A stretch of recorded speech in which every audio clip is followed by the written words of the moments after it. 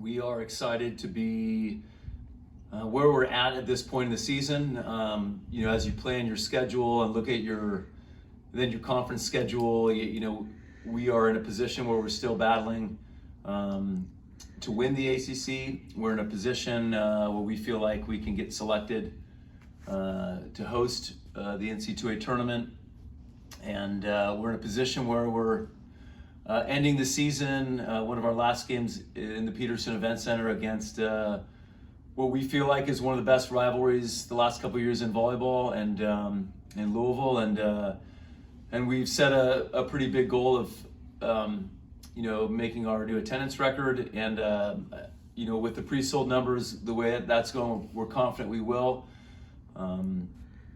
We don't just want to do that though, we want to blow it up. Louisville is a great team. We have tremendous respect for them. It'll be a great challenge. It'll be the type of team we'll need to beat deep in the tournament. We look forward to showing the country that, like, not just Pitt is a volleyball school, but that the city of Pittsburgh loves volleyball, and so we're just really excited for a great event.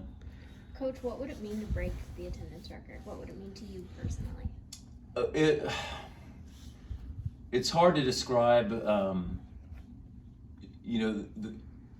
The fact that I think we're going to do it, I guess says it all. When I first got here, we did not have a big fan base, and it's been. We don't do it only for the fans. We play the sport and we coach it because we love it and we love the challenge and we love being part of a team. But it's nice when your work goes noticed. Coach, what's the balance between obviously promoting the game and making sure that fans come to the game, trying to sell it out, while also focusing on one of the best teams in the country on Saturday? Yeah, I think it certainly is my job to do that, and we ask the players to do some things, but we try not to overwhelm them. Quieting the external noise is really important as you get to postseason, and it's something we talk about a lot as a team, whether it's just family members coming to a game, media obligations, and so we do ask them to help. They know it's part of the deal, but we just try to be really good with like our itineraries, planning out the week. Hey, here's when your free time is, here's your time to study, here's when we're watching film, and just to make sure they're not too overwhelmed with outside stuff. While you are trying to quiet the noise, is there an excited energy in the gym getting ready for this rivalry game, especially with what happened earlier in the season? Yes, I know the kind of look at all year long, and we'd be lying if we said it wasn't a special game. So the girls are really excited. Coach, with you getting all these people there, what effect does crowd noise have on a volleyball game? A very big one. Volleyball, this is the most cliche statement, but it is a game of momentum, and you see it all the time. And you see teams go on 7-0 runs, or times where the opponent has the feeling they can't get out of a rotation, and I think just a great crowd can play a big part in that. Coach, obviously you talk about momentum, but it can't hurt when you sweep Georgia Tech last week on the road, and using that to try and build obviously try to break the attendance record this Saturday. Yeah, we played really well, and it was satisfying to see a lot of the things we worked on in practice happen in the game, and so definitely would like to repeat that performance. Moving on to Olivia, obviously a big award for her. It's really hard for a freshman. It can be really hard for a freshman to kind of adjust and not only just be consistent, but be explosive like she is. Why is she so good at just kind of meshing with the team, and how has she been able to build up to this level that she's at? Yeah, great question. I don't totally know. We knew she was an elite athlete, elite physically, and certainly believed in her potential, but just the seasons she's having as a freshman, I guess, just shows that it shows that she's learning and improving. She's gotten better since she's been here, but it also shows that she likes the big moments. I mean, looking at the last time you played Louisville, unfortunately ended in a sweep on their own court. I mean, what were the problems in that game, and how have you been working with your players to sort of rectify that going into Saturday? Yeah, that game,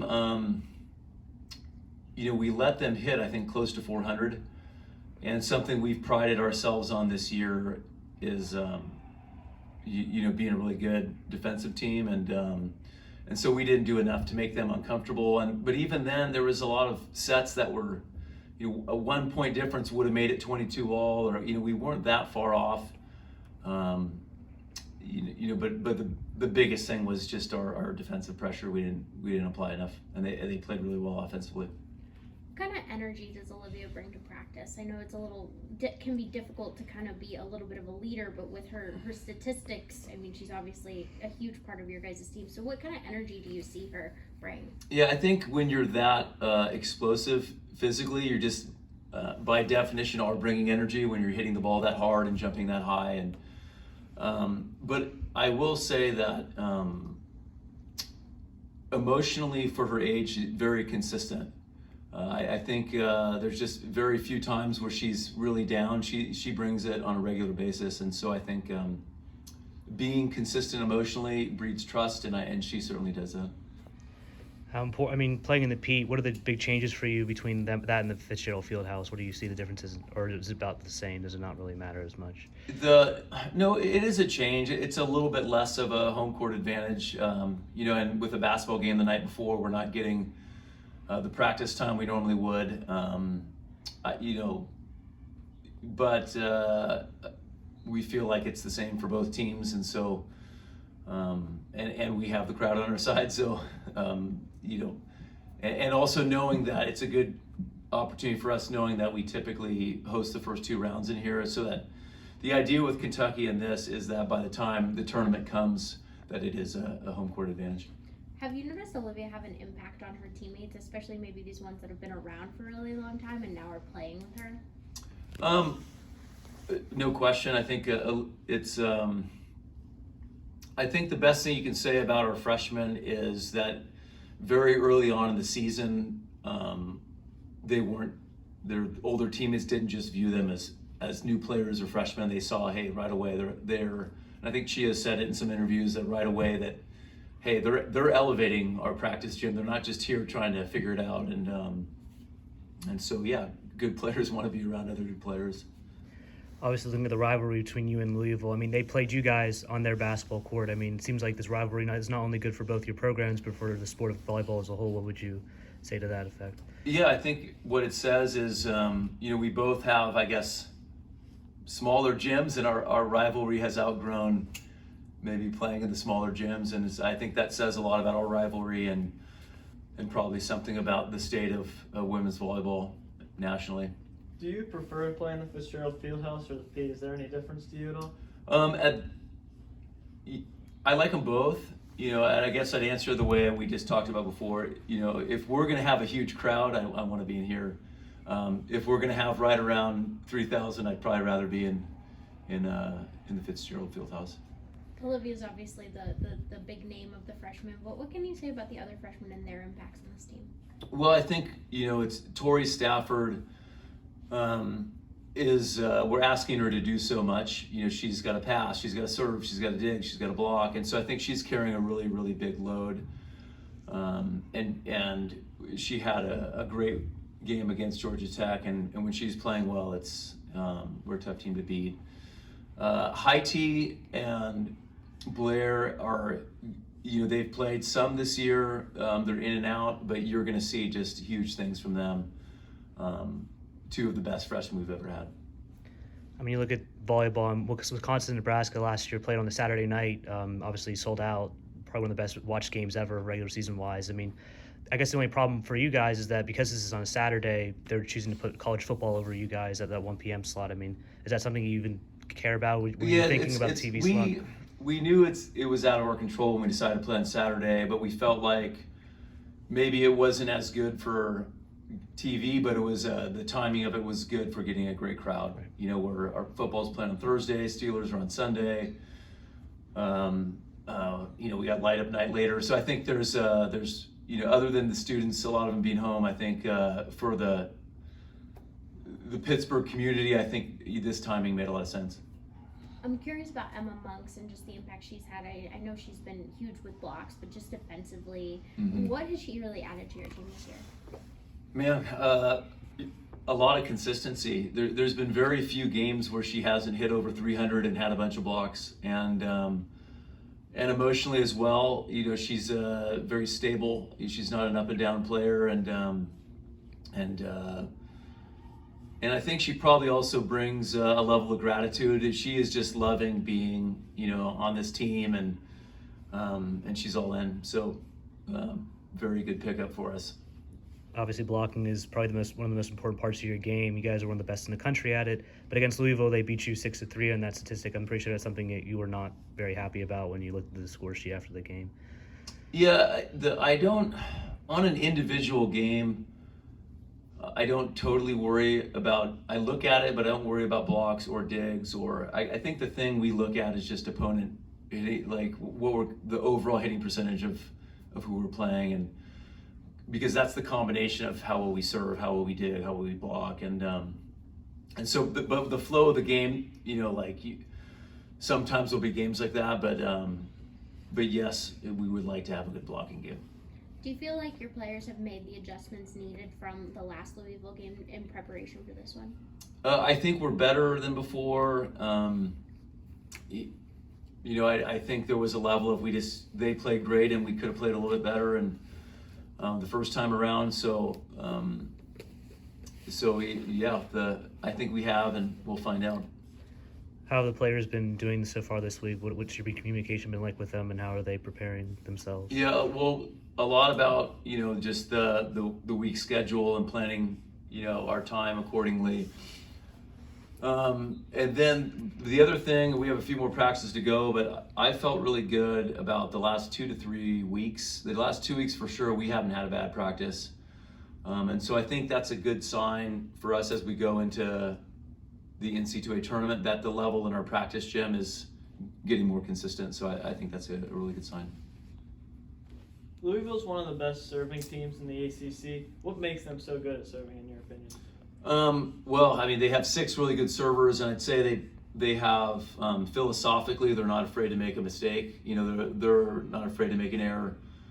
And so, I think there's certain sets where that really hurts them, and there's certain sets where it helps them win it. So, yeah, that'll be like an interesting storyline to see, how the serve pass battle goes. We're coming off a game against Georgia Tech where we were just really superior in that category. We passed as well as we've passed all year, and served pretty well too. And then Olivia, she's a top spin server. Do you like how that changes the pace because other people have float serves in that? Or? Yeah, I like having variety of our servers so that other teams don't get used to just the same look. I come from the men's game. I was a jump spinner in college and professionally, and it's cool to see more and more of that happening in the women's game, and I think it's when Olivia's on, it's just another huge element for our defense. Do you see the women's game having more and more of those jump spin serves? It's happening more and more as the game's becoming more powerful, and and Blair's got a pretty good one as well that she does in our practice gym, and there's a heat component to it. You have to hit hard enough for it to really be effective, and definitely Olivia does that. Speaking of serving, what can you say about not just Cat Flood, but how great Dylan Griffin was last game? She had 9 straight serves, I think, in that third set, right? Yeah, she's she has a good serve, and trying to manage substitutions and who will be our serving sub in that role isn't always the easiest thing, because sometimes they get 1 or 2 chances, but